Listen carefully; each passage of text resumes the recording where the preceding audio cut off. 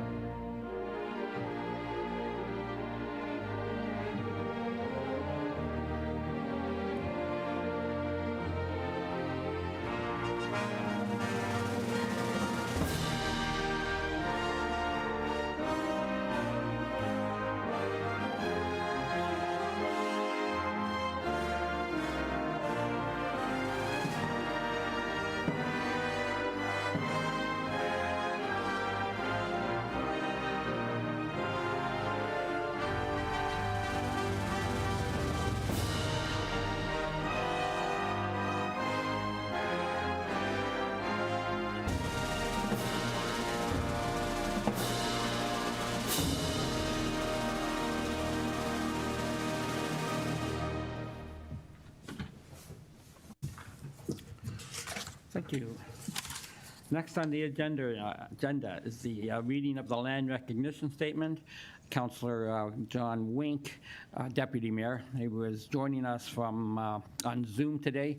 Councillor, Deputy Mayor, are you prepared to read the statement? Yeah. Yes, Mayor. Okay, go ahead, sir. So, thank you. We begin this meeting by acknowledging the land on which we gather is the traditional territory of the Haudenosaunee and the Anishinaabe peoples, many of whom continue to live and work here today.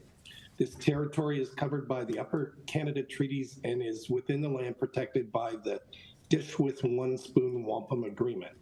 Today, this gathering place is home to many First Nations, Métis, and Inuit peoples, and acknowledging reminds us that our great standard of living is directly related to the resources and friendship of Indigenous people. Thank you, Deputy Mayor Wink. I now turn to the clerk. Thank you, Mr. Mayor. So I have a motion moved by Councillor Eckhart and seconded by Councillor Kerr. Be it resolved that the agenda for the February 7th, 2024 regular meeting of council be adopted as circulated. Thank you. Any discussion on this item? Not seeing any. Ask for the vote. All those in favor? I see none opposed. To the clerk. Thank you, Mr. Mayor. Moving now to item number 5, disclosure of pecuniary interests, if there are any. Thank you. And after viewing the agenda, does any council member have pecuniary interests in general nature of thereof to declare? Not seeing any, Mr. Clerk. Thank you, Mr. Mayor. Now moving to item 6.1.1, we have Dr. Andrew Sancton and Dr. Tim Coburn here to talk to us today about our ward boundary review, and they're joining us via Zoom. Okay, thank you. Gentlemen, you have the floor. Mr. Mayor, members of council, my name is Andrew Sancton. I'm a retired political science professor at University of Western Ontario. Together with my colleague, Tim Coburn, we have done a number of ward boundary reviews. In my career as a political scientist, I was involved in drawing many electoral boundaries federally and turned out to be provincially as well through the Federal Electoral Boundaries Commission of Ontario. We're very pleased to be here with you electronically today to present our preliminary report. But we look forward to seeing most or all of you in person in the near future, some perhaps as early as Monday, when we will have more. We want to have individual conversations with people about what they consider to be the advantages and disadvantages of both the current system and the ones that we propose in this report. I would like to congratulate you on being proactive on this issue. I wish I could say that for a great many municipalities in Ontario. I think it's appropriate that you're doing this review. There's growth going on, population changes. Your changes are perhaps not quite as dramatic as in some other places, but it is necessary to keep up with the population changes. Federal legislation, Constitution actually requires that the electoral boundaries at that level be looked at every 10 years. And as I say, I think it's appropriate that you seem to be sticking to that schedule. So we're going to get going with our outline of our presentation. I know you have the whole report in your agenda. I'd like to talk first about the regulatory framework that we're dealing with here. And it's important to know, I think, that you people have a great deal of latitude in how you arrange your council composition. There's no real, you can't look up something in the law to tell you exactly what you have to do. But the catch to everything is that decisions that you might take, or even if you don't take any decision at all, those actions or non-actions can be appealed to the Ontario Land Tribunal. And I'm sure you're aware of this, but the Ontario Land Tribunal is the successor to the Ontario Municipal Board. Many of the most important decisions that they've made about this have actually been made by the OMB rather than the OLT. But I think Tim and I will try to refer to the OLT throughout our report and throughout this presentation. The OLT has generally adopted the term effective representation as its standard. This is a phrase that comes from the Supreme Court decision about electoral boundaries. In the Constitution, rules about electoral boundaries don't actually apply to municipalities, but there's nothing stopping the OLT from adopting those kinds of rules, and that's exactly what they've done in most instances. So the general rules that we're dealing with here under the rubric of effective representation is that if there are going to be wards, the population of those wards should be plus or minus 25% of the average.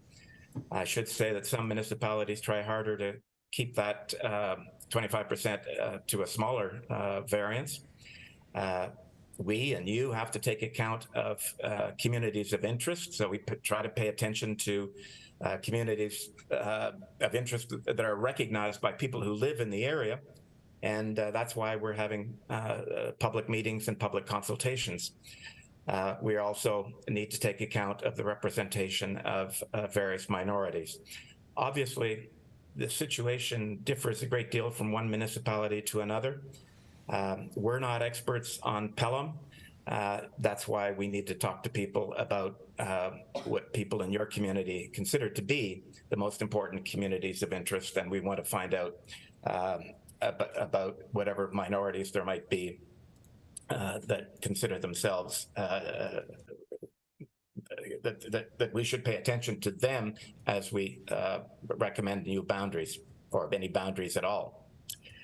The next issue we want to look at is the size of the council, and we have researched municipalities of similar size to yours in Ontario and the rest of Canada. To be quite frank with you, I'd be a bit surprised if there's a big debate about this in Pelham, but we're open to anything. We expect anything to come up. But I think 7 is the most common number in Ontario and probably across all of Canada. in some of the municipalities that were amalgamated in the 1990s and 2000s, there are higher numbers, even if the population is smaller. But that particular issue doesn't really apply in your case. One thing we have to look at is at-large elections, because there's nothing stopping your council from deciding not to have wards at all. And there are a number of municipalities in Canada and a number of municipalities your size in Ontario that don't have wards. You might be interested to know that Vancouver, a pretty large city, doesn't have any wards. If you're going to have 5 councillors elected at large, say, that would mean that that every voter would have 5 votes, and that does make things a little more complicated for electors, because they have to keep track of a number of councillors in order to make their decision. So we, in the review, look at, in our report, look at various arguments for and against at-large elections. In some places, they have a combination of wards and at-large elections. And if we listed in the report all of the possible combinations you could have, a report would be much longer than it is. But I just want to emphasize that we are open to all of these different permutations and combinations if somebody wants to make a strong argument in the public consultations in favor of that. One thing that is somewhat unique to your request for proposal is that you wanted us to pay attention to the selection of a deputy mayor. This is a position that's not referred to in Ontario legislation. Some councils rotate the position among council members for various periods of time. That would be usually included in the procedural bylaw. Other municipalities provide for the direct election of a deputy mayor by all of the voters. In other words, people elect a deputy mayor in exactly the same way as they elect a mayor. And we thought we should pay attention to that possibility, because it seemed to be something that you as a council were particularly interested in. There are 3 reasons that we could think of for selecting a deputy mayor by direct election. The first is that if you have the rest of the council being elected by wards, and you have a deputy mayor on top of that, you have one more person in addition to the mayor whose electoral base is the entire municipality, and arguably would be more likely to take an interest in the whole municipality rather than just that person's ward. We're not suggesting that ward councillors only pay attention to issues in their ward, but that is sometimes a criticism that's made of election of councillors by wards. So this kind of is a counterbalance to that. A second reason is that direct election provides for a permanent mayoral substitute or helper who has enhanced democratic legitimacy. In other words, if you ask a deputy mayor, how come you got to be deputy mayor? The person could respond, I got to be deputy mayor because I was elected by everybody. And getting elected in that way is clearly a great advantage to democratic legitimacy.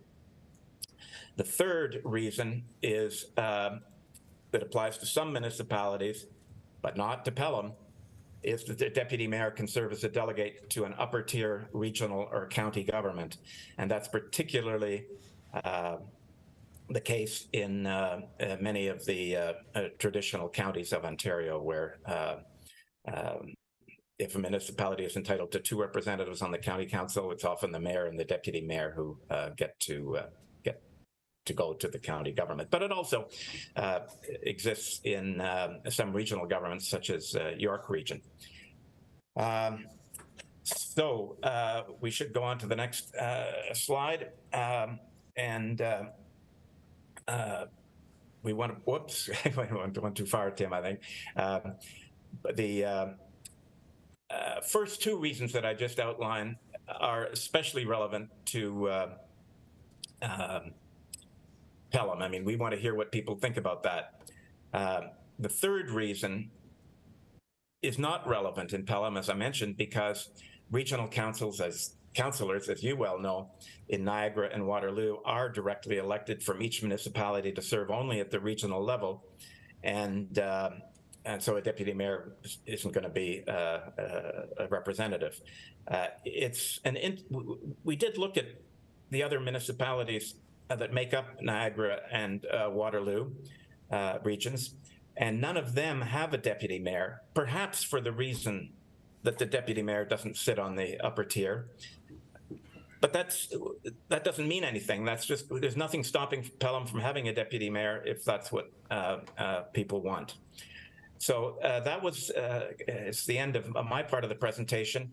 I skipped over the part early on in our report that takes up a number of pages about various decisions that the Ontario Land Tribunal and Ontario Municipal Board have made about the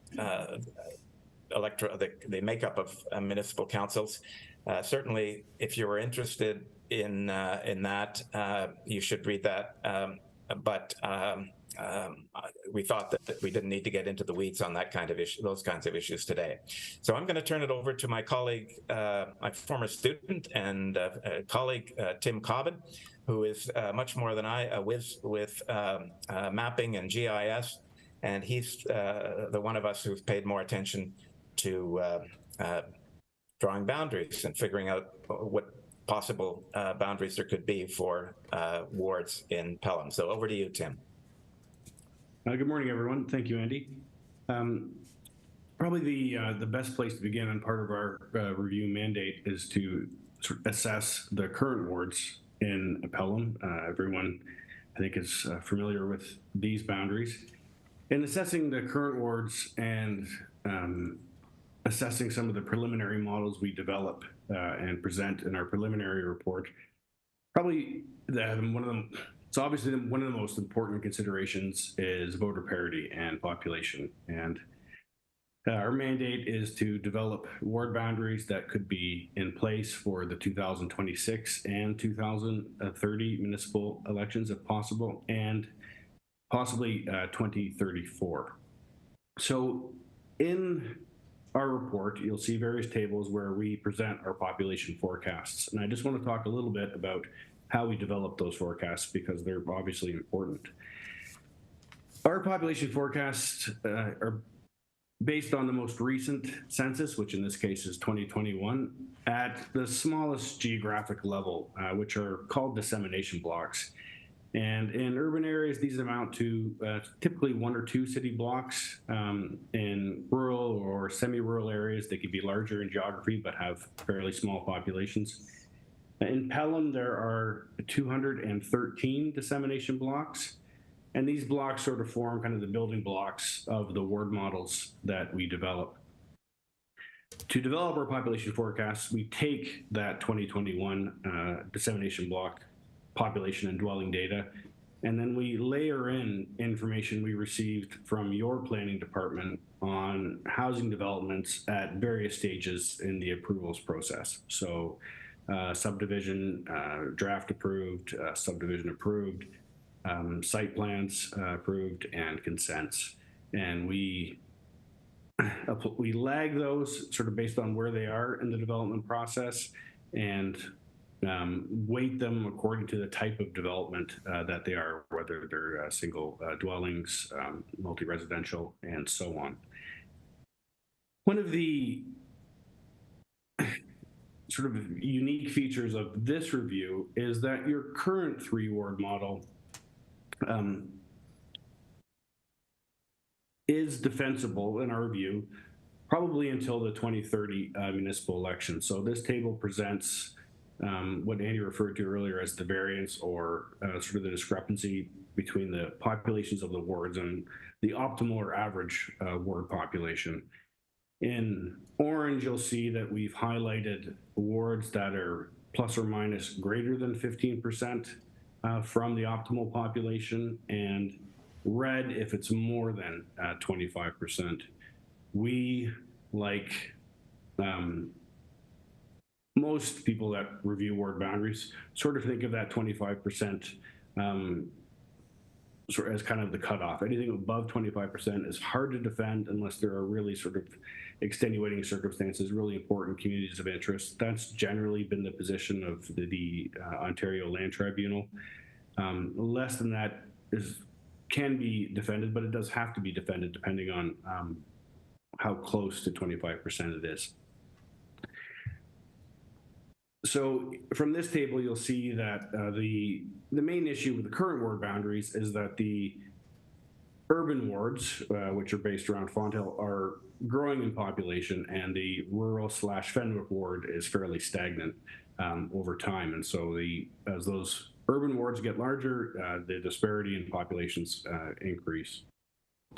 We present a number of different models here. The first model in the report, and that I'll discuss, is sort of a revised 3-ward model, which hopefully you can see from the map, simply kind of moves that boundary between the urban and rural wards eastward to give a little more population to that rural ward, and changes slightly some of the boundaries of Ward 3 as well.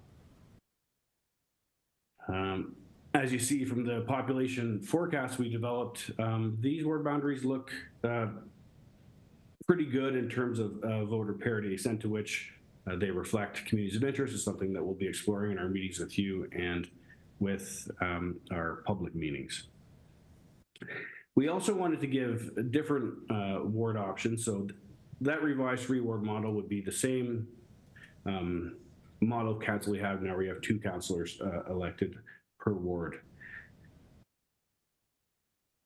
We also presented a 4-ward model in the report, which again, we use Highway 20 here as a dividing line between a north and south rural ward, although parts of Canberra Road are also used. And then Fonthill is divided into 2 urban wards, Wards 3 and Wards 4.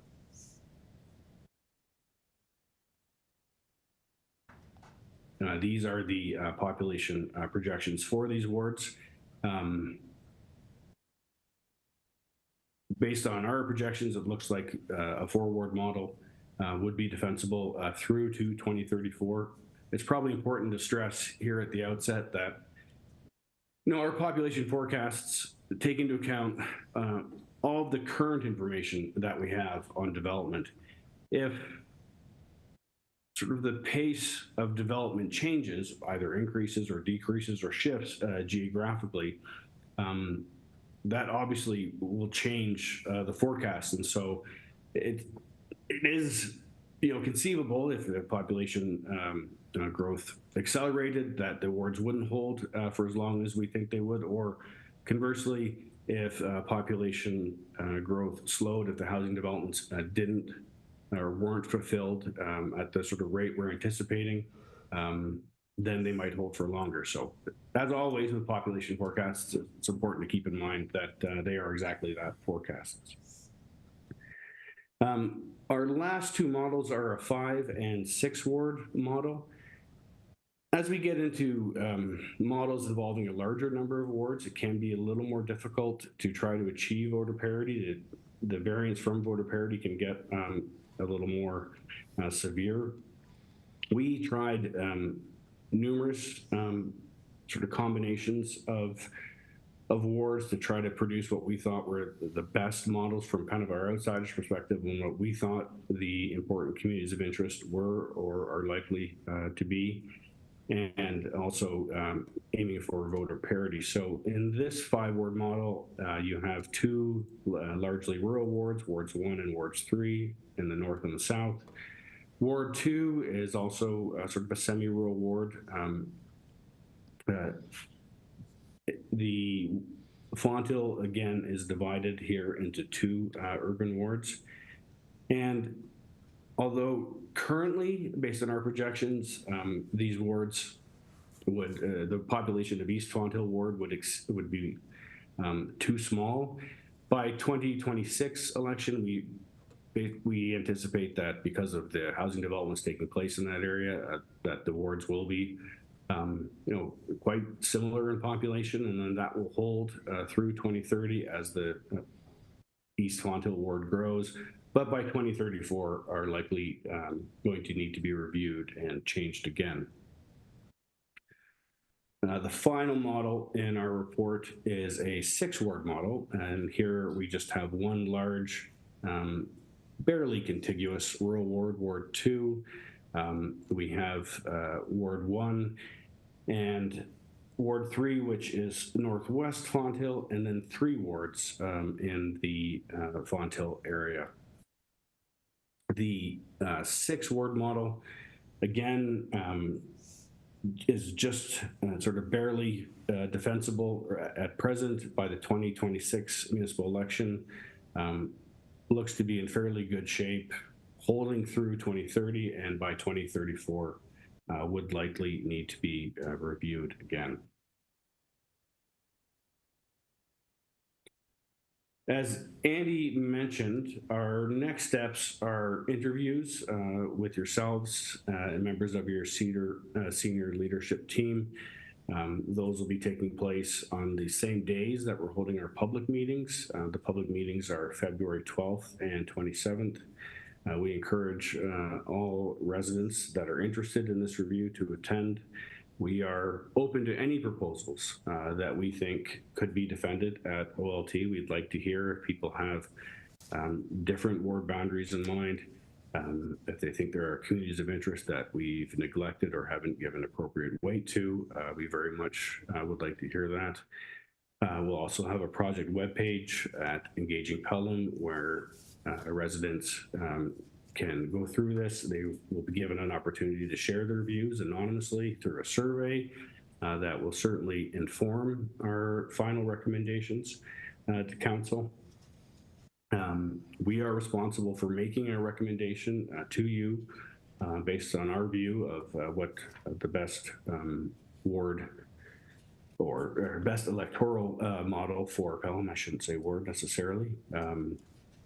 And if anyone has any questions in the interim, I direct you to Andy's email, asancton@uwo.ca, and we'd be happy to hear from you. Thank you. Thank you, gentlemen, for your presentation. At this time, we usually do ask council if they have any questions concerning your report. Obviously, very preliminary steps that we've taken today. I will take this time to ask council if there is any questions at this time for the presenters. Councillor Kerr. Thank you. Through you, Mr. Mayor, and Deputy Mayor also had his hand up. Yeah. Just a quick question. You mentioned there were 213 units that you used to evaluate the process. And I guess what I'm wondering is to create those units to measure from, there must have been, were there 213, I'll call it mini areas within the town itself to create those populations?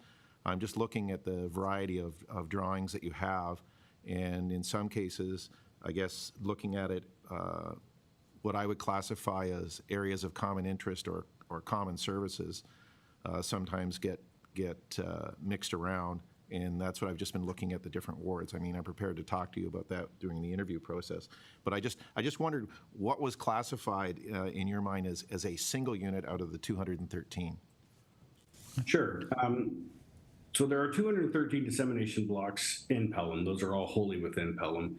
The geographic size of those vary from extremely small, especially in the Fonthill area, to a little bit larger in the rural area. They follow almost, I think, in every case in Pelham, established roadways. So we kind of use those as the building blocks for building our model. You don't necessarily have to follow the dissemination block boundaries when constructing wards, but in most cases you do, because they follow existing roads or kind of established topographical features, rivers, creeks, and so on.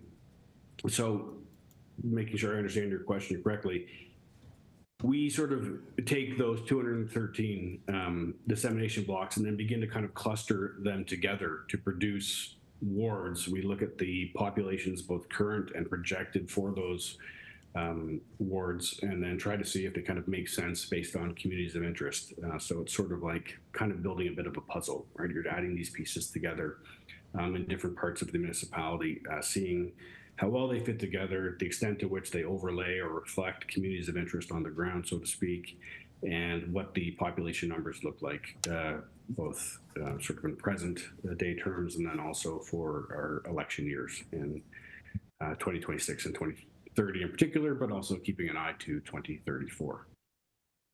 Councillor? Yeah, thank you. I appreciate, and I'm looking forward to the opportunity to speak with you to discuss the boundary lines and things as well in person. Thank you. Thank you. Deputy Mayor Wink, I believe you had your hand up. Yes, thank you, Mayor, to Tim. So this exercise, if we retain a ward model, are you suggesting that we would likely have to go through this exercise prior to the 2034 election? Can you please comment on that? Sure. I think the answer depends in part on which ward model you choose. Some of the ward models we project to hold through 2034. Others, particularly the 5 and 6 ward models, look like if development occurs exactly as we anticipate, which of course it won't, but if it sort of follows what we think is the most likely path, by 2034, you'll likely need to do another review again, make some slight changes to ward boundaries or change them altogether. Yeah, so I would think that if we went with some of the larger ward models, that the assumptions that you're making now will be a little more clear before 2034. So it would probably be more likely to do a further review at that time. Any comment from the presenters on that? Go ahead, Tim. Yeah, go ahead, Andy. No, I think you should. Well, from what I understand of the question,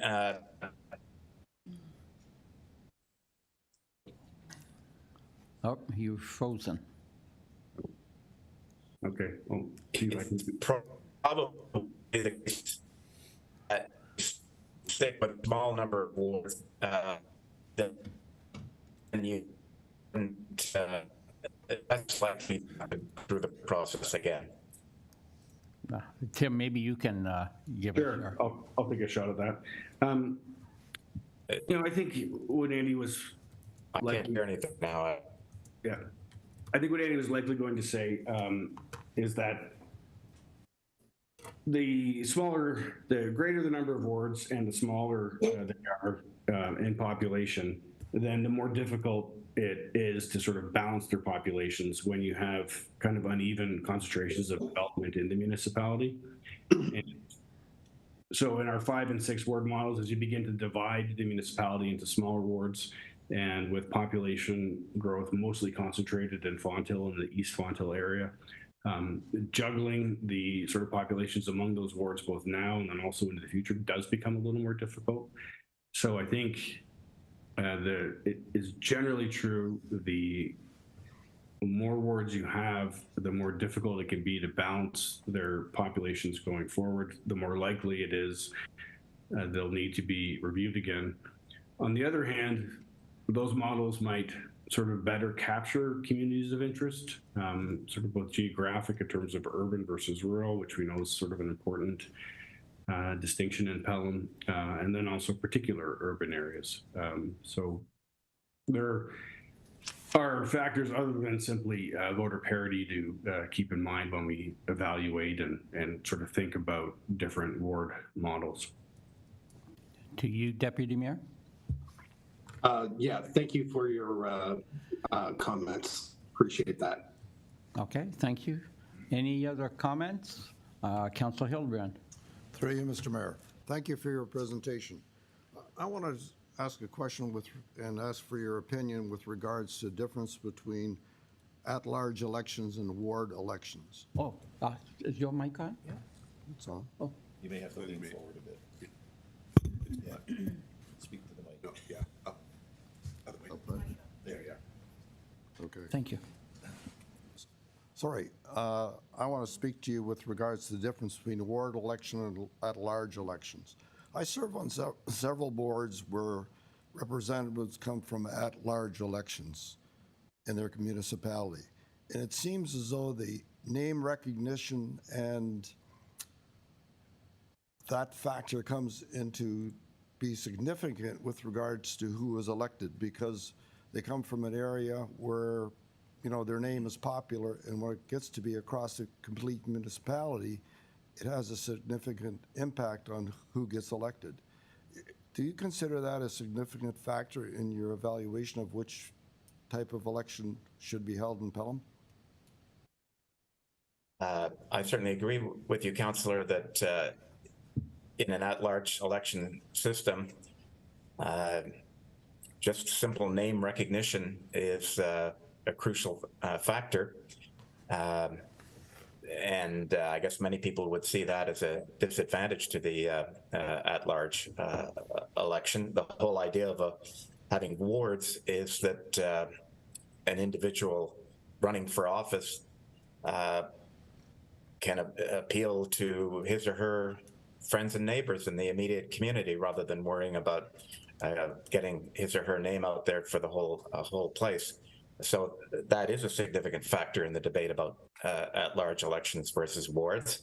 As I'm sure you're aware, and I think I mentioned before, the argument on the other side is it's better to have all the councillors looking after everybody, rather than perhaps being too parochial in their view of decision making. Thank you so much. Thank you, Councillor. Any other questions? Councillor Kerr?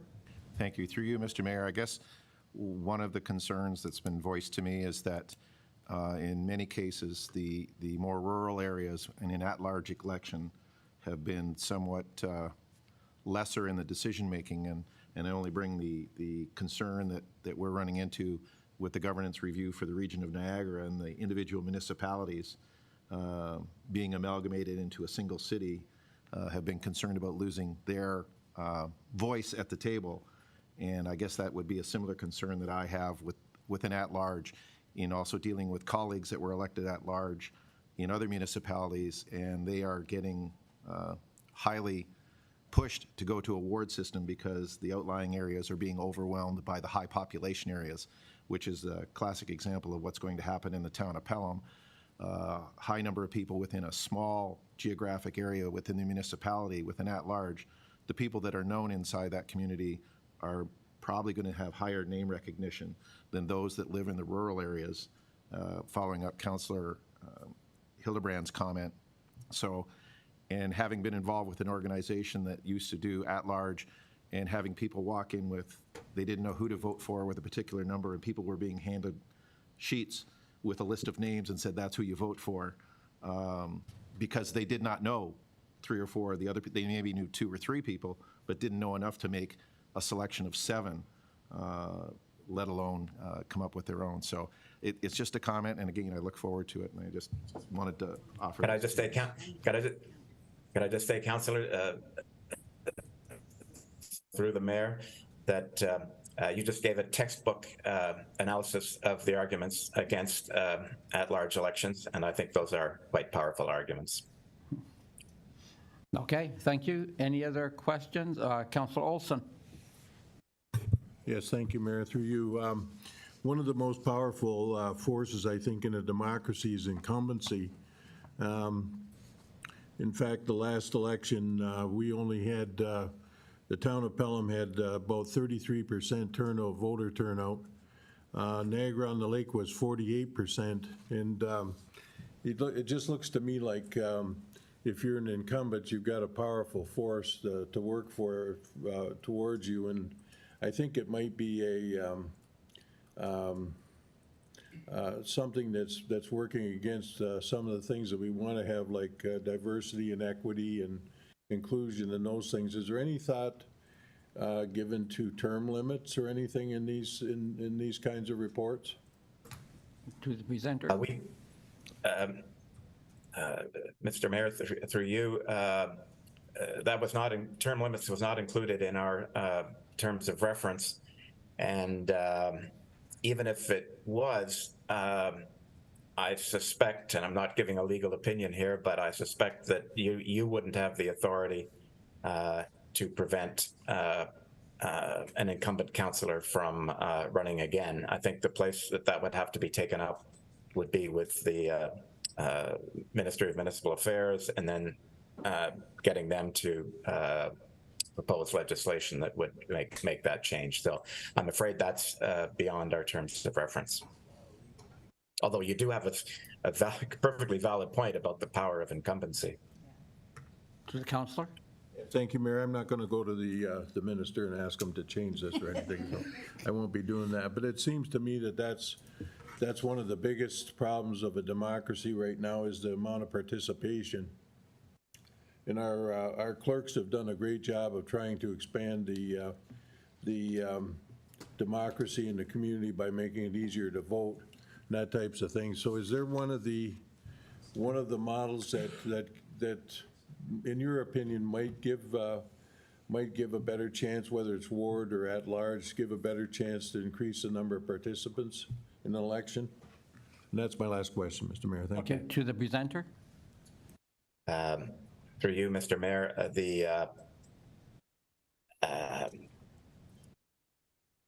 it's difficult to know without knowing the individual circumstances in Pelham. I can assure you that when we're talking to you and to the members of the public, if anybody has an argument saying, look, we will get more participants in an election if we adopt this model rather than that model, then we would take that very seriously in making our recommendation to you.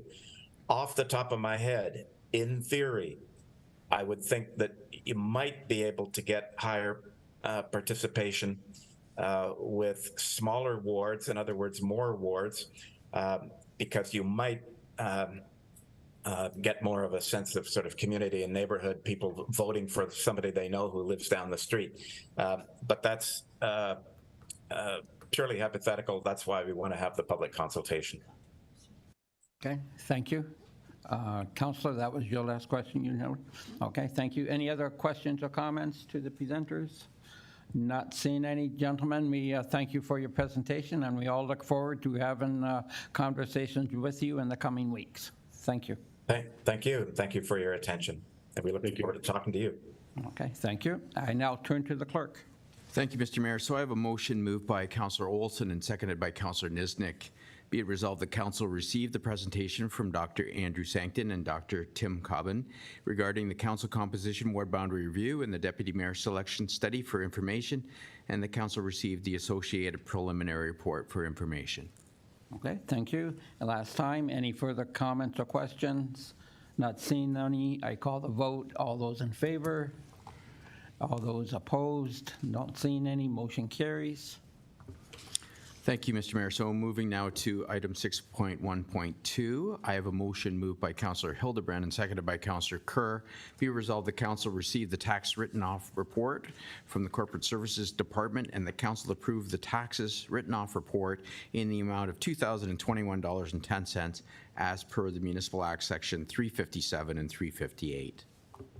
Thank you. Any questions or comments on this staff report? Not seeing any. I'll call the vote. All those in favor?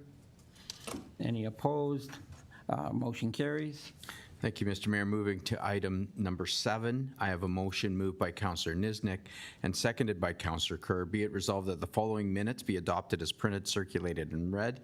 C-02/2024, the regular council meeting minutes of January 24th, 2024. Thank you. After viewing these minutes, any counselor have any questions about what's contained within them? Not seeing any. All those in favor? None opposed? Motion carries.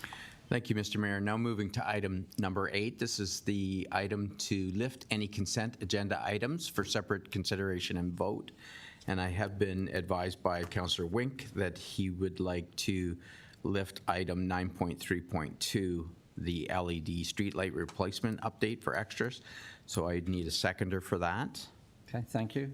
I see Councilor Nesnick, you will second the motion? Yes, I shall. Thank you.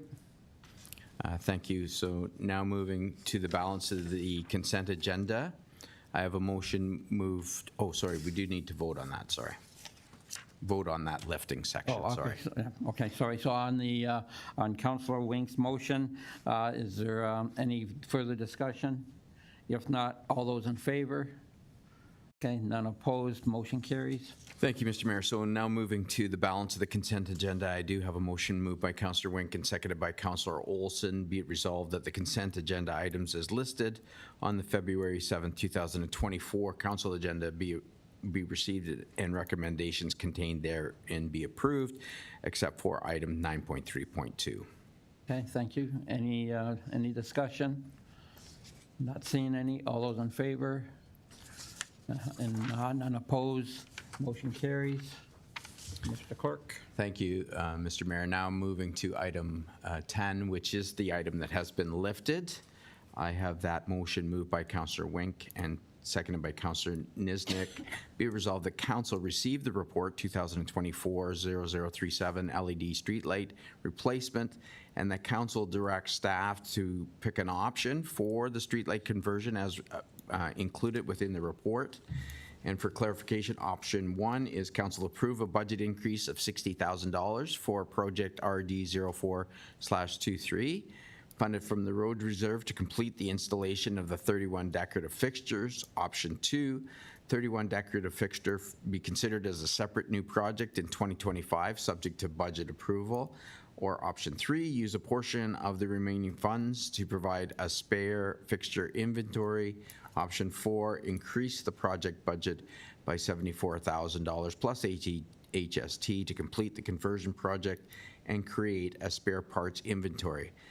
Over to you, Mr. Mayor, for discussion and direction. Okay, thank you. First, I'll go to Councilor Wink, please, or Deputy Mayor Wink.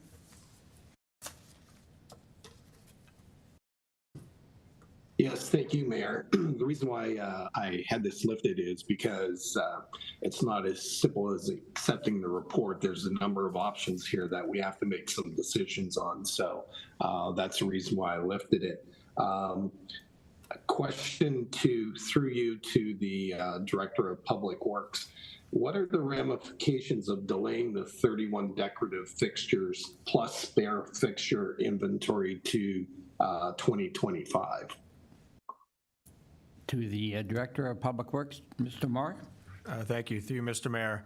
So that would mean that the 31 fixtures would go to a future budget, being at 25 or later, and the impact would be that the town wouldn't realize the potential savings on those installations. To you, Deputy Mayor. Sorry, with So respect. the savings. Yeah, sorry. Just the second part of the question with respect to the spare inventory is that there will be inventory available. It would just, having spare inventory would make the replacement of damaged fixtures quicker. So there would still be the ability to replace those fixtures if something were to happen to them. It's just a matter of timeliness. Now to you. Yep. Thanks for your response.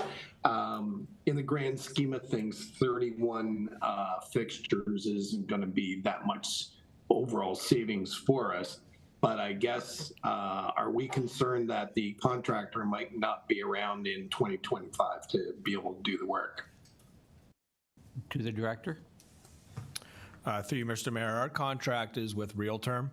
Obviously, I don't know the status of their company. My understanding is that they are well established and would be available.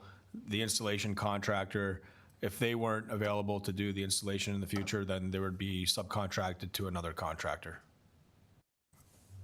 Okay, thanks for that response. Mayor, one last question, if I may.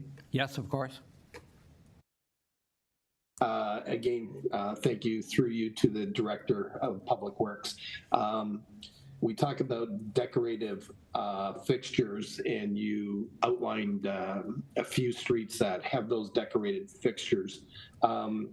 Just to look at one street in my ward that has always been concerned about their decorated fixtures, and I haven't heard anything about that. So what is happening with the decorative lights on Pickwick Place?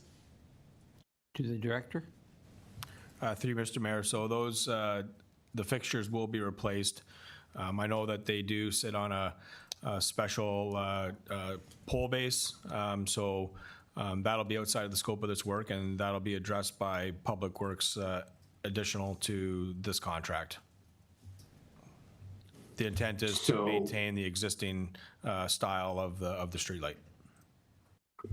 So any idea when that work is scheduled to be completed? Through you, Mr. Mayor, the fixtures are scheduled to be installed if approved by council. Well, they are part of the original contract, so they will be, the contractor will be mobilizing again in mid-March to complete the installations, regardless of the decision on these 31 deco fixtures. With respect to the bases, that'll be part of a Public Works operating budget that we could address that. And that to answer your question, that could be done once the decorative fixtures are installed. Then we'll look at addressing the bases. To you, Deputy Mayor. Okay, thank you. My question, if I may, on these decorative street lights, that arms that have to be changed, is that up around the? Is that up by the MCC? No. Okay, I forget which. Okay, that's okay. I had it answered by the desk here. Thank you. Okay. Any other comments or questions on this item? Councilor Hildebrand. Through you, Mr. Mayor, to the Director. With regards to these decorative fixtures, there seems to be lack of uniformity on these decor fixtures that we have around town. I just sat with the Public Works manager, and he showed me all kinds of different pictures. And you drive around town, there seems to be multiple number of fixtures. I know in my area, just opposite my subdivision, we have the Lawrence Lane, Deborah and Edward area. And my area, we had the standard Cobra heads. When the maintenance people come in to repair those Cobra heads, they're in and out. They got the parts and everything works. When it gets to repair and the residents are complaining about these special decor fixtures, everything seems to be custom. They can't get the parts. They take 3 or 4 visits coming in. So it just seems to be a problem. So with regards to when we're changing these out, are we standardizing on these LED lights that we're putting in, or are we just changing them, customizing them again with the LED fixture? To the Director. Through you, Mr. Mayor. When we designed the program, there was an effort put in place to try to replicate as closely as possible the fixtures that were there originally with the conversion. Now, that being said, we looked at a number of different types of decorative fixtures, and we tried to, yes, standardize those as much as we could, so that we didn't have different lights in every subdivision on every street. So there has been some standardization, but again, part of the program was to try to replicate as closely as possible the look of the existing lights. Councilor. Thank you so much. Okay, thank you. Councilor Nesnick. Good morning. Yes, thank you. So I wholeheartedly agree with Councillor Hildebrand's questions with regards to the standardization, so thank you for your answer there, Director. So this would be just a question through you, Mr. Mayor, to the Director of Planning moving forward. When we're planning new subdivisions, new streets, that sort of thing, is there something that we can now maybe put into effect that does standardize all of the new lighting so that it is simple to replace, it looks the same as everywhere else in the town? Because it is sort of silly that we go through the town and we see all these different lights. Right around the MCC is a perfect example. You've got those fancy lights around the MCC, and then one street over you've got the old-fashioned lights, and then one street over you've got different lights again. So just maybe something to think about moving forward when you're having conversations with contractors and building new subdivisions, that we would move towards standardization of lights and make them all common. Any comments from the Director of Planning, Ms. Weens? Yes, Mr. Mayor, through you. So this is something that we deal with through the engineering, design, and review and approval of plans of subdivision. So certainly the street lights are reviewed by Public Works staff, and we have standardized them as the director has indicated.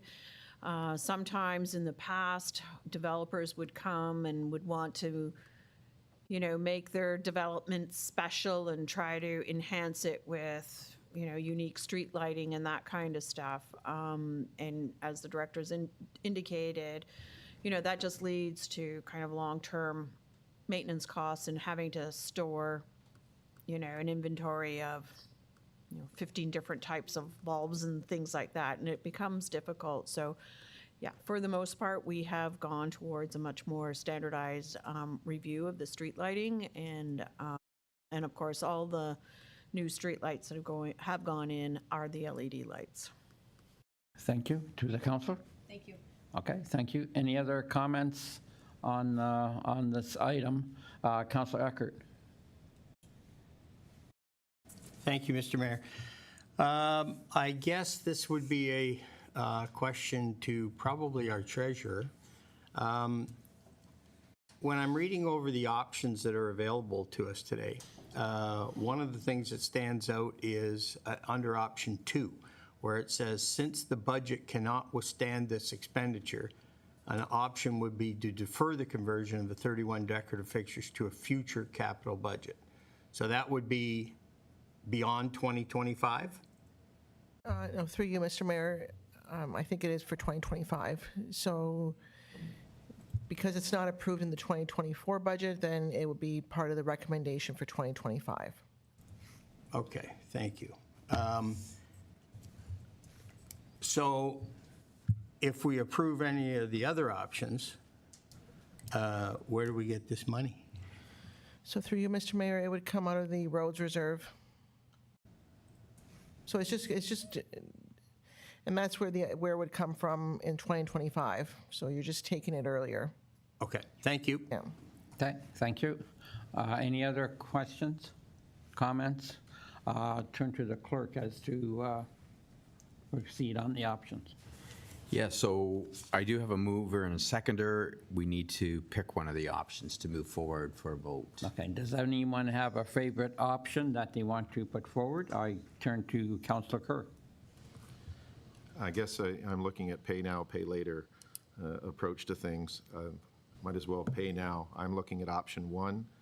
I really don't think we need to look at an inventory. This is something that can be developed into the future, but it seems to be the most logical at this point. That's my position. Thank you. Was there a seconder for option 1? And I see Councillor Hildebrand, you will second. Thank you. Debate on this, Councillor Nesnick. Yes, thank you. I don't think I will be voting in favor of option 1. I think that it should be in a budget line and delayed until 2025 and built properly into the budget. It's unfortunate that this was not known to when they made the original plan. I am in favor of option 3 of using some of those funds to have a spare fixture inventory, because I do think that this is important, that when lights burn out, that they are quickly repaired. This would make that much simpler. So those are my thoughts on option 1. Thank you. Okay, right now, of course, we are discussing option 1. Any other comments? Go ahead, Councilor Olson. Yes, Mr. Mayor, I think I'll be voting against option 1. I think it should be an item in the budget, and we should have it set up that properly, and the budget gets to go before the Finance and Audit Committee as part of that, and the whole thing gets reviewed properly. I think that's the proper way to go. Okay, thank you, Councillor. Any other comments or questions? I never did, Councillor Curry, you commented on it, and Councillor Hildebrand, you seconded. Any further comments? I think it's one of those items where you either save now and spend now. So, it's, how long are you gonna wait? You're gonna wait a year? Because in 25, I'm sure we're gonna do it. We waited so long to even have this conversion program to recognize these savings. It was disappointing to me, so I'm all in favor of option 1. Okay, thank you. Any other comments or questions before we call the vote? Councillor Kerr? I guess the reason I supported option 1 is because it'll be coming up. If you don't, it comes up as a budget item, and to be honest, it's going to get approved in next year's budget, even going through the budget committee, because it's something that has to be done. So delaying for a year just so it can follow through another path, I think, is following on Councillor Hildebrand. Delay is not an advantage to anything. Okay, thank you. Without seeing any further comments, we'll call the vote. All those in favor of option 1, please raise your hands. Okay, and all those opposed? Okay, 4, 2 opposed, motion carries. So we have selected option 1. Thank you. Moving now to item number 11.1. I have a motion moved by Councillor Hildebrand, seconded by Councillor Eckhart.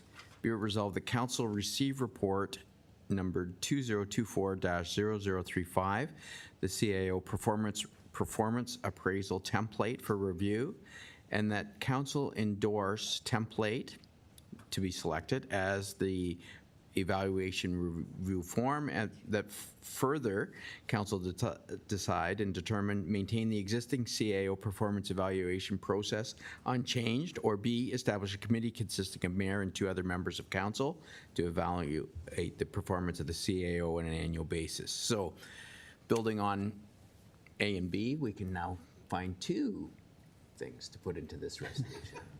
Okay, thank you. Comments? Councillor Hildebrand? Through you, Mr. Mayor, I might as well start.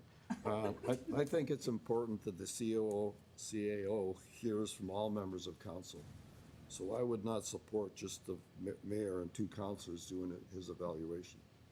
If I were the boss, I'd like to hear from all my people that are working directly for me, telling me what they think of me, whether good or bad. Obviously I want to hear good, but I recognize that the world isn't perfect and I'm not perfect, so I'm sure I'd get some valid comments. So therefore, I'll not be supporting that option. So I'm either in favor of option 2 or 4. Option 1 to me was too basic. That's my comments. Okay, thank you for that, Councillor Hildebrand. Any further, Councillor Nesnick, comments? Yes, thank you. No questions, just an opinion. I too would concur with Councillor Hildebrand on that. In terms of looking at the templates, as I read them over, I felt template 4 would nicely capture a performance evaluation. It's simple, it's straightforward, it does have a rating scale, and it also has specific behavioral examples. And it's not too wordy for the person who's filling out the form. So not sure if that was the hybrid model that was created, but if so, well done. So that would be the template that I prefer, but interested in hearing others' opinions. Thank you. Thank you, Councillor. Again, on this subject, any other comments before we go for a motion? Deputy Mayor Wink? Yes, thank you, Mr. Mayor. Looking, couple of comments. if we decide that all counselors complete the review, we've got to ensure that, in fact, all the counselors do provide their input, because I correct me if I'm wrong, I don't think everyone submitted last year. So if we are going to go that route, and I agree with the comments that Councillor Hildebrand brought forward, but we have to put the onus on ourselves that we take this seriously, and that we do complete the reviews in a timely manner. Looking at this last year's review, I found the process very cumbersome, and there's got to be a better form. So I'm okay with the simplified form, and then if you wanted to add more comments, you can do so. So template 1 works, but looking further, I'm okay with template 1 or template 4, I believe it is. Okay, thank you for those comments. Deputy Mayor Wink, any other comments? And then we'll look for a motion. I don't see any other comments. Councilor Nesnick, do you want to put forward a motion? Yes, sure. So I can just put forward the motion that we, just let me pull it back up here for a second. That we endorse template 4 as a CAO performance evaluation review form, and that Council A maintain the existing CAO performance evaluation process unchanged. Okay, thank you.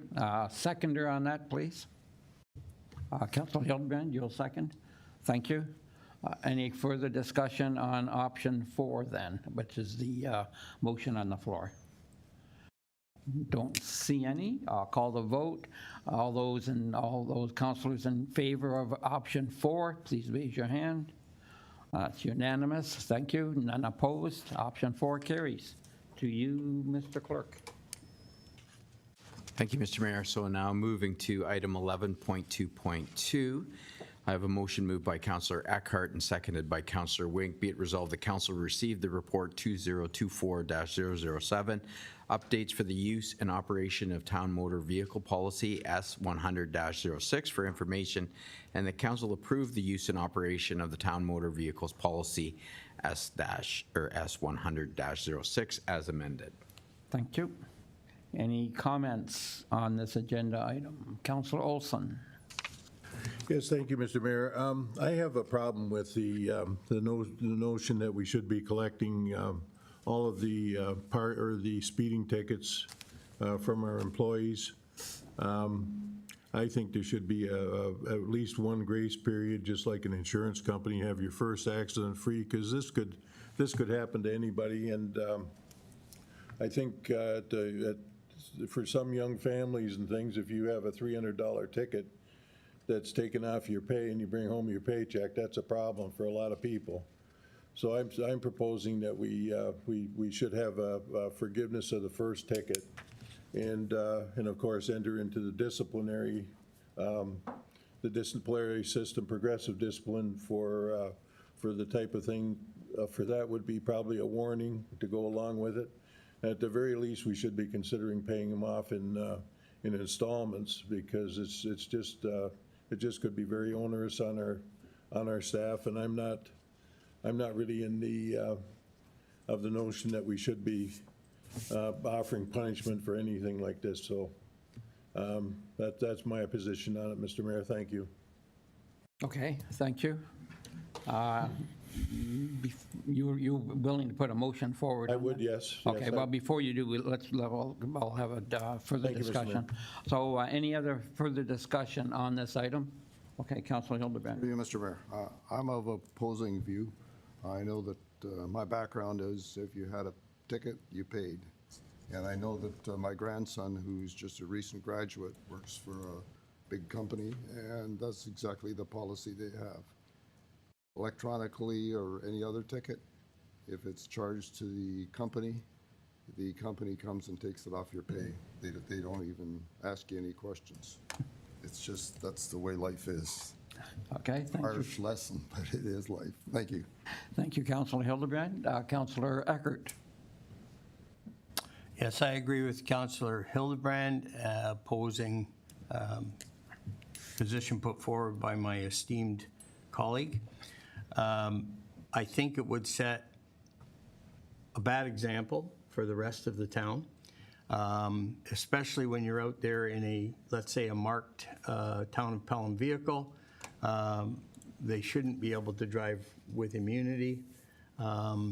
And we're already looking at moving ahead, and does that mean that we give a grace period to every single person who violates a speed camera or a red light camera in the town in the future?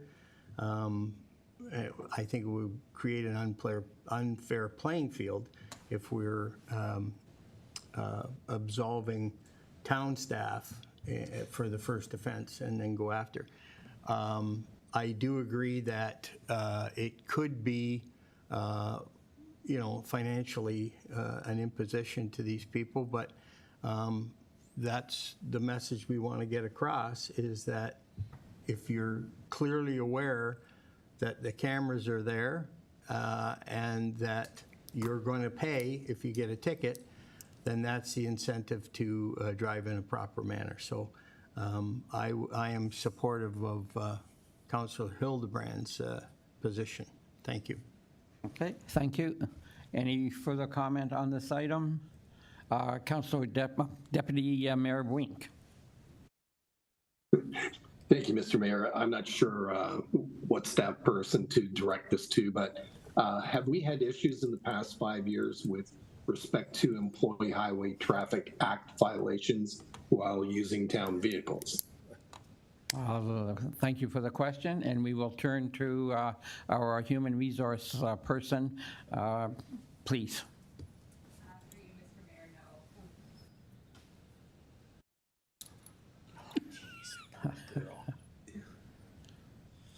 No. So through you, Mr. Mayor, no, we don't have any employees that have been ticketed for speeding in the past since I've been here anyways. I'm not sure prior to, but not in the last 6 years. Okay, thank you for that, Ms. Longor. Back to the deputy. Mayor. Yes, so the update in our policy is not onerous and not penalizing anyone that for how they operated in the past. It's just how they're going to, how we're going to move forward as a corporation, and how we expect them to behave in town vehicles. So with that said, I concur with Councillor Hildebrand and Councillor Eckert on this. Okay. Thank you. Thank you. Any further discussion? Then I'll go back to Councillor Olson. Thank you, Mr. Mayor. I can see the way this is going. There's no need for another 6-1 vote. Thank you. Okay, thank you, Councillor Olson. I'll call the question then. All those in favor? And I see none opposed. Motion carries. Thank you. Back to the mayor, back to the clerk. Thank you, Mr. Mayor. So now moving to item 11.2.3, I have a motion moved by Councillor Olson and seconded by Councillor Kerr.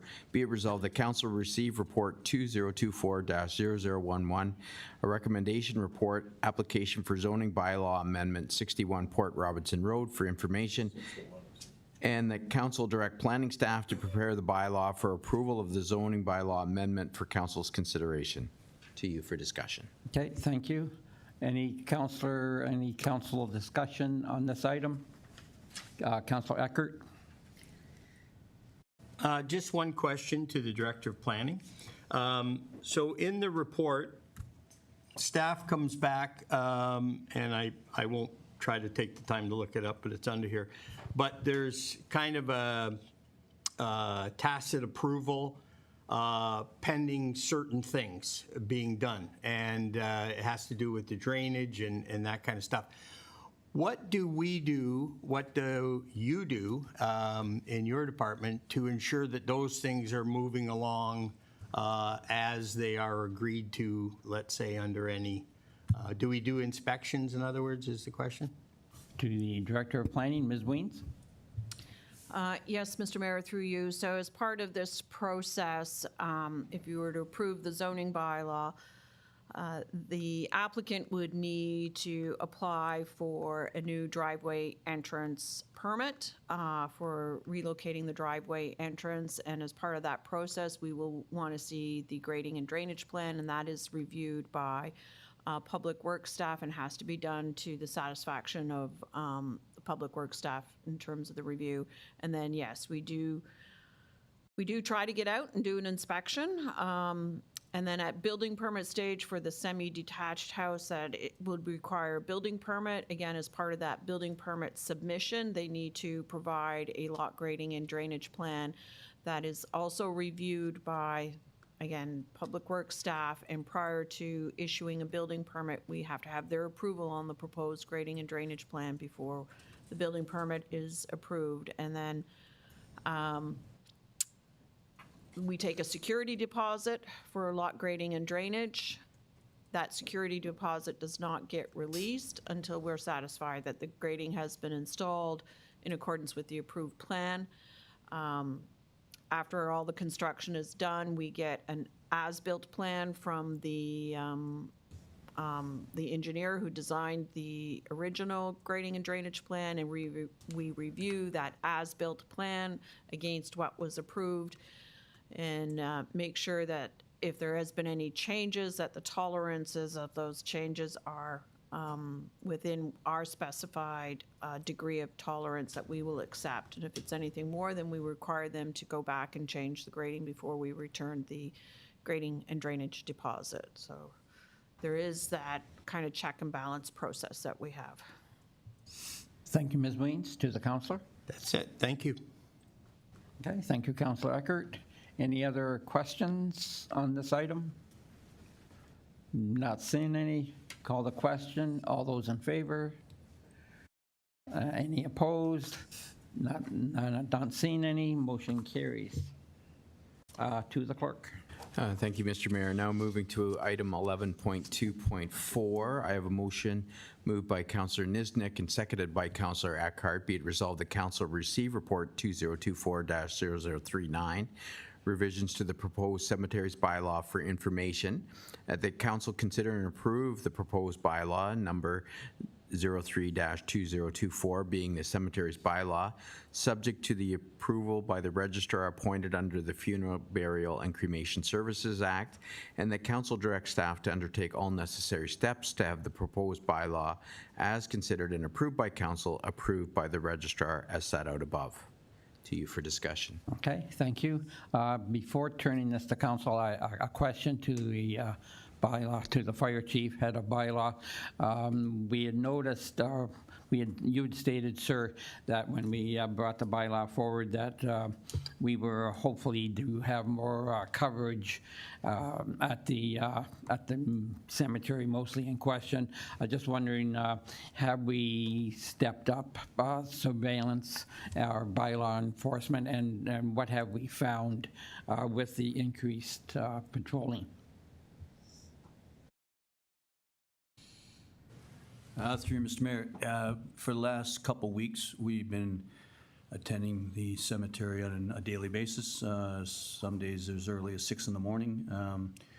There isn't a great number of dog walking residents. The ones, we've only witnessed one resident with a dog off leash. We approached them and advised them, and that ceased. And since then, we've just had a handful of people on a daily basis, and they're all on a leash, so we haven't witnessed any issues. Excellent. Thank you for that. Now I'll go back to council. Any comments from councilor on this bylaw? Councilor Deputy Mayor Wink, please. Yes, through you, Mr. Mayor. Just a question for staff with respect to enforcement. We have fines for dogs off leash. That I believe is $250. We also have fines for owners who don't pick up the dog poop. The bylaw indicates that people have to stay on the paths with their dogs. What are the ramifications if someone walks the dogs off the path, and what are the fines with respect to that? Oh, man, I'll turn to the fire chief, or stringent. go ahead, I'll go to you first, fire chief. Chief Limburner? Through you, Mr. Mayor. The fine for an animal off leash is actually it's $300 total with the surcharges. As far as walking under the new bylaw, walking a dog on leash but off the path with it outside that buffer zone, it's going to be a different fine. I don't know, possibly the solicitor can. We'll go to our legal person, Ms. Sturton.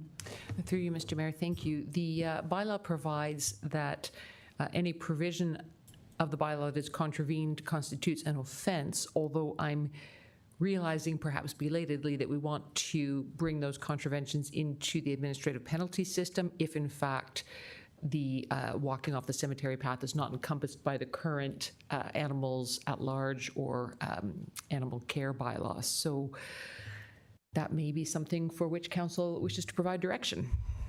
Let me, first of all, go to the CAO. Thanks for bringing this up, Deputy Mayor. I'll go to the CAO. No need for direction on that, but we will take care of that administratively. The bottom line is the fine will be something between $250 and $300. The point is to make it that any one of those contraventions are identical, because we equally don't want any of them. So they'll be like-minded and of a similar, if not absolutely identical quantum. Excellent. So we'll just look after the wording in the bylaw then. Yes. To belabor a point, we have an AMPS bylaw, and Ms. Sturton has done a lot of work over the last year and a half to sort of make it quite wholesome, and we make amendments just by changing schedules at the end so that you'll find something on a future agenda that just sort of makes this whole. The technical part of the process isn't as interesting as the important thing, which is to say, both currently and into the future, there will be fines for any contravention of that part of the bylaw. Okay, thank you, Mr. CAO. To the Deputy Mayor. Thank you. One other quick question. When is it anticipated that we will be posting signs at the cemetery to provide what the requirements are for dogs on leash? Okay. Thank you for that question. I will turn to our road superintendent, Mr. Ryan Cook.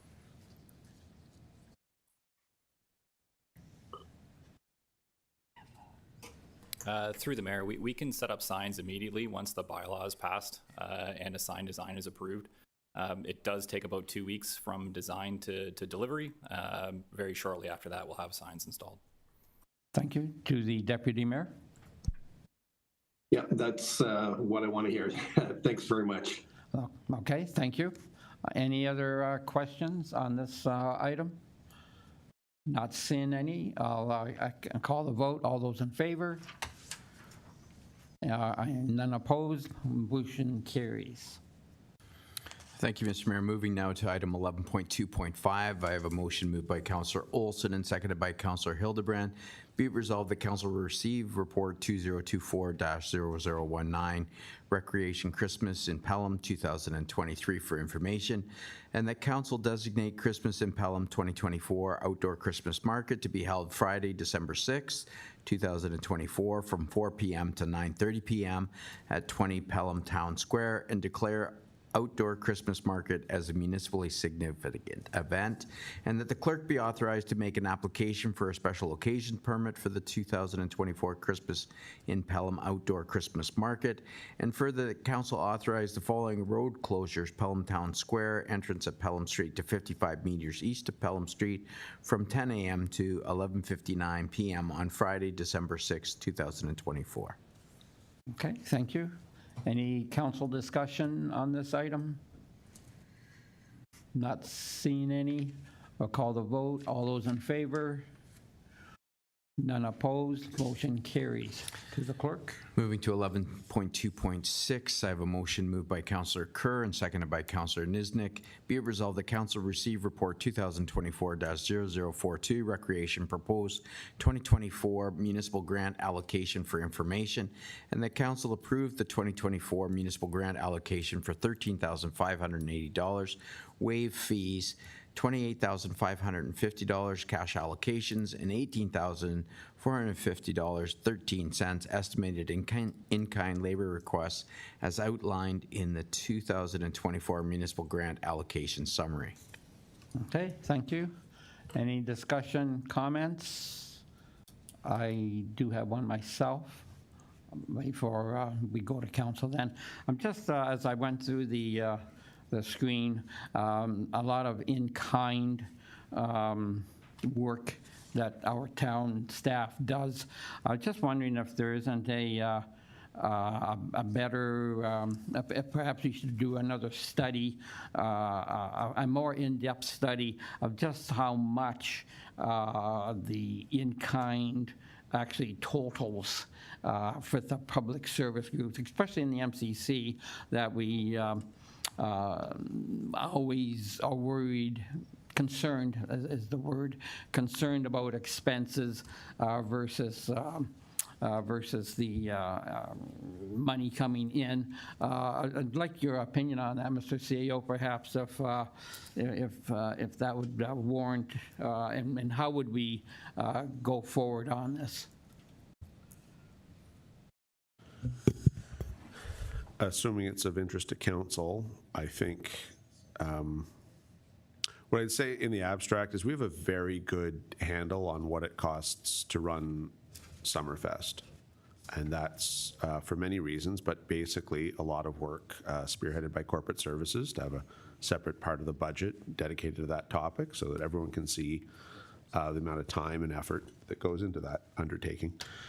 I think it's beneficial for transparency purposes to extend that effort, if it's your will, to other aspects of our operations, and the MCC is the focal point for that. It is the dominant point of contact for most residents, particularly with community groups. It's in first place by a country mile, what Ms. Van Ravensway's areas of operations. So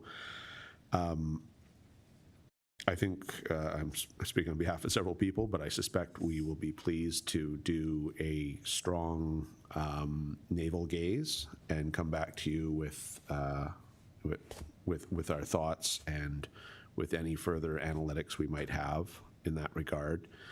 I assume at the same time it's out of budget, but I think that could be, if you did direct us to come back with another report, you could have a fairly deep conversation amongst yourselves about whether you're happy with the current level of support.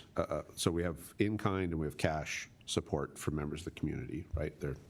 And although they relate and both have a financial cost, they are fairly different. And I can't tell you what the right level of support to the town's community groups is or is not. That's literally for you to tell us. But I think if you're going to have a good conversation about that, it's best done in a summer month, not in the budget process, because in the budget process you have to look at the whole enchilada. You don't really have time to stop on and do a deep dive on one relatively modest area. Beg pardon.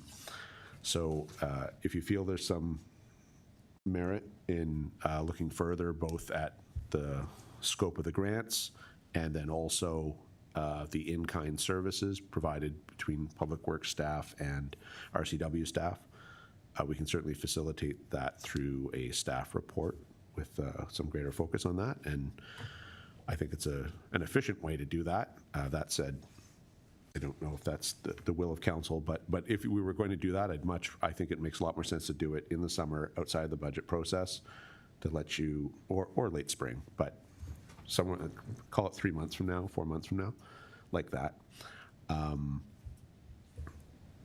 and then it doesn't get lost in the shuffle. Like it lets you really sort of focus on what's reasonable and what you think the appropriate level and what taxpayers would support. Thank you. Okay, thank you. And that would take a motion? Yes. Yes, that's not currently in the work plan. I think we're all very capable. I keep getting nods from both Director Van Ravensway and Quinlan Murphy. So I think you've got 3 musketeers here at a minimum. But we're talking about a reasonable amount of work on our part, so that if you want that, then I think a motion's appropriate. Yes, thank you. Okay, thank you. Do we have a councillor that would put that motion forward? Councillor Olson, thank you. Seconder, Councillor Kerr, thank you. Any further discussion on this motion? Asking for a further staff report on in-kind work. Councillor Kerr? Yeah, I second it because I fully support it. I think one of the great classics in every organization is what you're paid to do and then what you do outside the boundaries of what you're paid to do. At the municipal level, it behooves us to have some idea of coming up and letting people know how much extra is actually being provided. I see Councillor Niznik nodding, and I think of school teachers as a classic one of they think they work from 9 to 3, but boy, oh boy, it's not just those hours or for other people. So I think it's a smart move for everyone that we have this type of thing, because there's a lot of unseen things that we're unaware of that I think is a feel-good story that would come out of this. Okay, thank you. And Councillor Olson, my apologies. You moved the motion. Any words to it? Nothing to add, Mr. Mayor, but except to say that this is a really impressive list, which indicates that we're very, very close to the needs and the wants of the town, so of our organization. So that's why I'm interested in seeing a report. Thank you. Okay, thank you, sir. Any other comments on the motion? Not seeing any. Call the vote. All those in favor? Okay, thank you. And none opposed. Motion carries. To the clerk. Thank you, Mr. Mayor. So that was the additional motion that wasn't on the agenda. Now we return to 11.2.6 about the approvals for the grants and the in-kind donations. We just need to call the vote on that now to move on. So vote to the amended. We did the other motion to ask for the in-kind study to report back to council. Now we have to go back to the original motion that was on the floor about the donations. Okay, so now we go back to the original motion that was on the floor. Any further discussion on that motion? Not seeing any. All those in favor? None opposed. Motion carries. Thank you. To the clerk. Thank you, Mr. Mayor. So now moving to item number 11.2.7, I have a motion moved by Councillor Olson and seconded by Councillor Hildebrand. Be it resolved, the council receive report 2024-0025, request for removal of Canberra Road rumble strips between Vinemount Drive and Effingham for information, and that the existing rumble strip on the south side of Canberra Road remain in place, and that the line markings be repainted and new signage and sharrows be introduced between Vineland Mount Drive and Effingham Street as recommended in the in-service road safety study review. To you for discussion. Thank you. Any comments on this report? And go to Councillor Eckert. Thank you, Mr. Mayor. As council's representative on the Active Transportation Committee, I know there's going to be several members of that committee, if not the whole, that will be disappointed that those cursed strips are not being removed because they are troublesome, let's say, for cyclists. However, upon reading this report, and looking at the estimated cost to properly remove those and remediate the road, to me it doesn't seem worth it, especially it was a couple of months ago, I believe, that we approved a study to extend sidewalks. And to me, it doesn't seem prudent to do work to replace or remove the rumble strips and then go back in there and perhaps build sidewalks, and there's a road reconstruction that happens. So I would think that Unfortunately, they've had to wait a long time for these rumble strips to be removed. But I think it would be wiser for this council to wait until we do those sidewalk installation and road reconstruction, and then the road would be safer and not, the rumble strips wouldn't be needed. So, thank you. Okay, thank you. Perhaps before we go to any further council members, Director of Public Works, any comments? Perhaps you're more informed on studies or what have you. Does Councillor Eckert's reasoning seem sound from the town's point of view? Through you, Mr. Mayor, so staff has taken direction from council. We are looking at bringing a report to council, which will provide some feasibility and options with respect to pedestrian connections between Fawn Hill and Fenwick. In regards to the rumble strips, simply removing the rumble strips, you would be creating a situation where you're going against current codes and standards, which would cause a liability issue. So that wouldn't be recommended without extending the width of the total platform so that you could meet current standards. As well, the rumble strips are in place for a reason. It was identified through the study what those reasons were to warn drivers when they're exiting the road driving lane. So the recommendation is to keep the rumble strips in place, add additional signage, add pedestrian bike-friendly signage that's not there currently, as well as put additional pavement markings on the roadway to identify a shared use lane. So that's what we're looking to move ahead with as part of the 2024 operating budget. Excellent. Thank you for that. Any other comments from councillors? Councillor Kerr. Thank you. Through you, Mr. Mayor. It's unfortunate that it would be such a massive expense for helping cyclists get back and forth. Right now, that means the cyclists are forced to the roadway even closer, and vehicular traffic going around them. It creates another layer. But I understand the expenses. I understand the potential for pedestrian traffic at least between Font Hill and Ridgeville. I'm sure there'll be a stepwise thing relative to the sidewalk pedestrian things of stages. So I reluctantly support this. Having been a cyclist on Canberra Road myself, and knowing that when large trucks go by and as I call it, the slipstream suck up as you're on that hill is not particularly nice at times. It would be nice to get further away, but I recognize the safety issues and things. I've always been intrigued when rumble strips were put in and somewhat laugh at them. I see them on high-speed roadways, but I always find them a bit of a chuckle on what we consider a low-speed municipal roadway as being required to let somebody know that they're off the road. But I'll support it, but reluctantly. Okay, thank you, Councillor. Any other comments?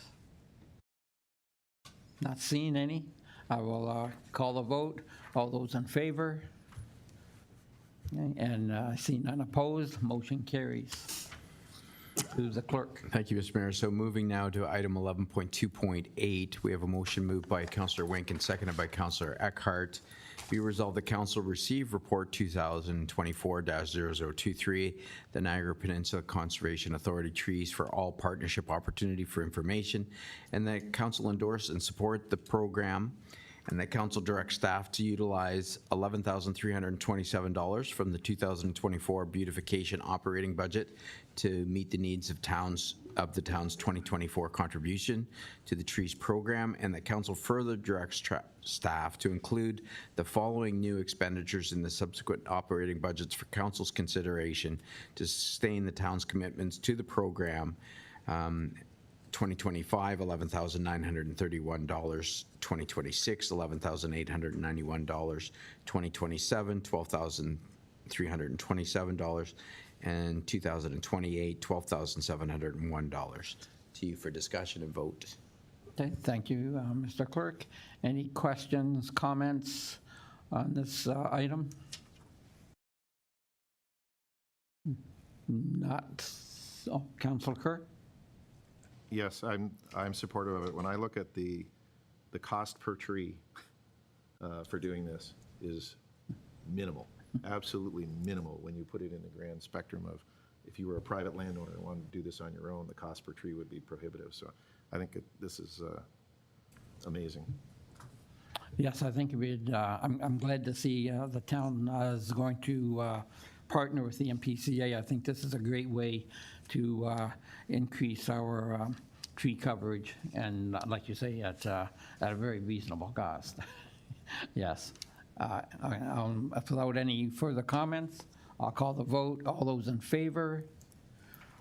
And none opposed, motion carries. To the clerk. Thank you, Mr. Mayor. So now moving to item number 14. I have a motion moved by Councillor Kerr and seconded by Councillor Olson. Be it resolved that the Council of the Town of Pelham, having given due consideration to the following bylaw, do now read a first, second, and third time and do pass the same, and that the mayor and clerk be and are hereby authorized to sign and seal the bylaw 06-2024, being a bylaw to amend bylaw 71-2023 to establish 2024 fees and charges to be collected by the corporation of the town of Pelham, and to amend the fees and charges on the public works schedule and to add fees and charges to the fire and bylaw department schedule. To you for discussion and vote. Thank you. Any discussion from council on this item? Not seeing any. Call the vote. All those in favor? None opposed. Motion carries. To the clerk. Thank you, Mr. Mayor. So moving to item number 16 on the agenda, I have a motion moved by Councillor Eckhart and seconded. Oh, it's going into committee of the whole, so it just needs a mover. Be it resolved that council do now adjourn its meeting to sit as committee of the whole so as to consider the 2024 water and wastewater budgets. Thank you. All those in favor? See none opposed. Motion carries. To the clerk. Thank you, Mr. Mayor. This might be an opportune time to have a quick break before Okay. we sit to discuss those budgets. Okay, that sounds like an excellent suggestion. We'll take a 5-minute recess. Okay. You know what? That cost per tree is less